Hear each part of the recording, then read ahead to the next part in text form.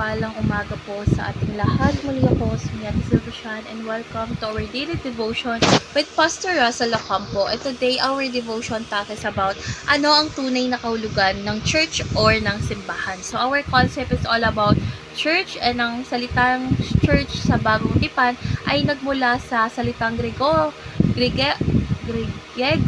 or Gregorio na eklesia na nangahulugang tinawag, palabas o kapulungan. So, hindi ito isang gusali o dominasyon, kundi ang komunidad ng lahat ng tunay na nananampalataya sa lahat ng panahon.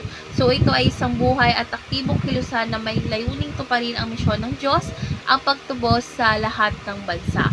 So, our Bible reading is all about Matthew chapter 16, verse 18. At sinasabi ko sa iyo, ikaw ay Pedro, at sa ibabaw ng batong ito ay tatayo ko ang aking iglesia, at hindi ito malulupig ng kapangyarihan ng kamatayan.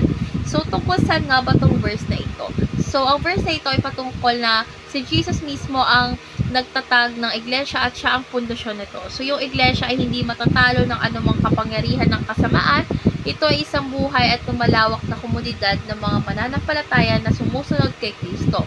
So, ngayon dadako na tayo sa ating teaching. So, yung first teaching is the church is the people of God, not a sect, religion, or building. So, yung tunay na iglesia ay hindi lang isang dominasyon o relihiyon. Ito ay binubuo ng lahat ng nananampalataya kay Kristo mula noon hanggang ngayon. So, hindi ito limitado sa isang lugar, kundi saan magtipon ang mga nananampalataya, nandoon ang iglesia. Second is the church is the body of Christ, a living, organic movement. So, ang iglesia is isa siyang buhay at kumikilos. Hindi siya isang stagnant na institusyon. Ito ay may aktibong misyon, yung ang pagpapalaganap ng ebanghelyo at paggawa ng mga alagad.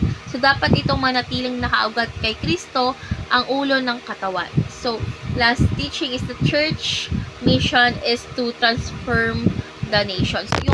So, yung mission ng iglesia ay hindi lang personal na paglago, kundi pagbabago ng buong mundo. So, dapat nitong abutin yung mga hindi pa nananampalataya at gawing alagad ni Kristo. So, ito ay bahagi ng dakilang plano ng Diyos sa pagliligtas ng sangkatauhan.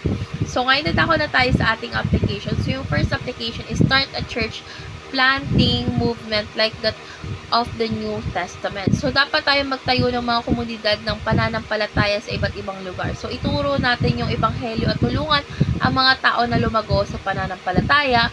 Gamitin yung ang anumang paraan, maliit na grupo or online ministry o community outreach.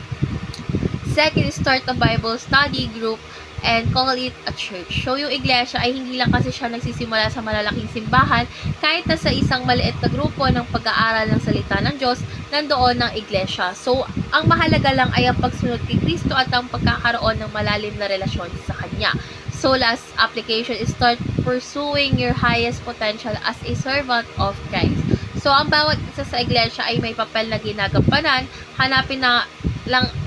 Hanapin ng ating tungkulin sa katawan ni Kristo, katulad ng pagpapastor, pagtuturo, pagsasamba, o paglilingkod. So, dapat natin pagyamanin ang ating kaloob at gamitin ito upang palawakin ng kariyan ng Diyos.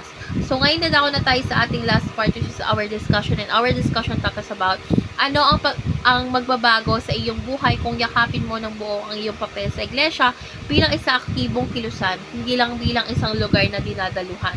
So, para sa akin, magiging mas intentionally tayo or ako sa ating paglago bilang Kristiyano. So, dapat natin kasi itong masimulan or dapat masisimulan natin itong makita na ang iglesia bilang isang misyon natin, hindi lang isang aktibidad tuwing linggo. So, dapat tayong matutong lumabas sa ating comfort zone upang ipalaganap yung salita ng Diyos. Kumbaga, hindi tayo nahihiya na ipalaganap yung salita ng Diyos kasi yun naman talaga yung nararapat. So, let's pray na po. Lord God, maraming salamat sa iglesia na iyong tinatag. Turuan mo po kaming maging aktibong bahagi nito at gamitin mo po kami upang ipalaganap ang ating kaharian. So, bigyan mo po kami ng tapang upang maglingkod, magturo at maging liwanag sa sanlibutan. Sa ngalan ng Ama, sa ngalan ni Jesus. Amen.